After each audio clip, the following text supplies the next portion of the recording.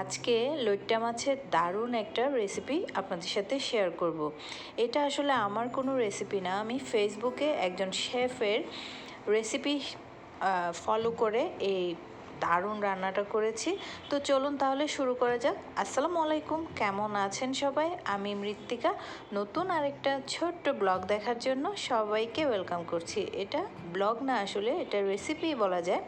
যা হোক, এখানে লইট্টা মাছ আমি ছোট ছোট করে কেটে পানি ছড়িয়ে নিয়েছি। লইট্টা মাছে কিন্তু প্রচুর পানি থাকে।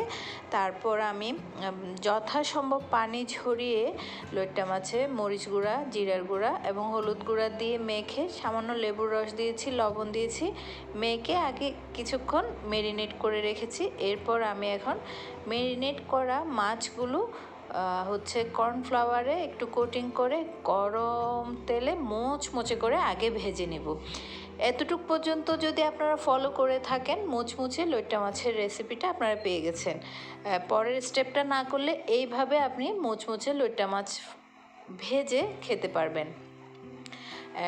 গরম তেলে একেবারে একটু হাই হিটে লইট্টা মাছটা ভাজতে হয়। যদি অল্প হিটে ভাজা হয় তাহলে মাছটা নরম থেকে যায়। একটু আলতো হাতে মাছগুলো আমি উল্টে দিচ্ছি। মুচমুচে করে সবগুলো মাছ ভেজে আগে আমি আলাদা একটা প্লেটে তুলে নেব। বলে রাখি, যারা আমার পেজ ফলো করেন অনেকে নিশ্চয় জানেন লইট্টা মাছ আমার ভীষণ পছন্দের। তো লইট্টা মাছ যেভাবেই রান্না করি না কেন আমার খুব ভালো লাগে, বিশেষ করে ভাজাটা একটু বেশি ভালো লাগে।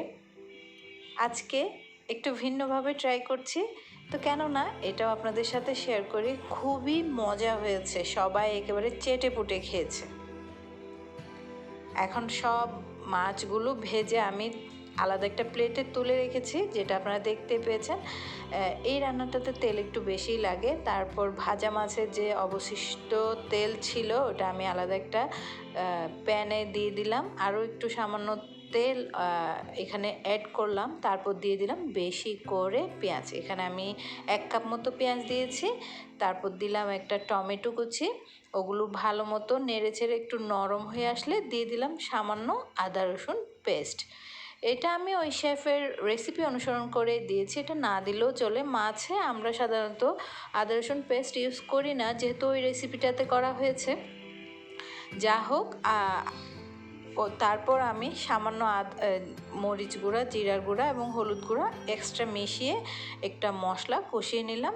তারপর ভেজে রাখা মুচমুচে লইট্টা মাছগুলো ওই মশলাটাতে দিয়ে দিলাম। এরপর নাড়াচাড়া করা যাবে না, আলতো হাতে নাড়তে হবে আস্তে আস্তে। দেখতেই পাচ্ছেন, মশলাটা আগে ভালো মতো কষিয়ে নিতে হবে যাতে মশলার গন্ধটা না থাকে আর কি। ব্যাস, রান্না শেষ।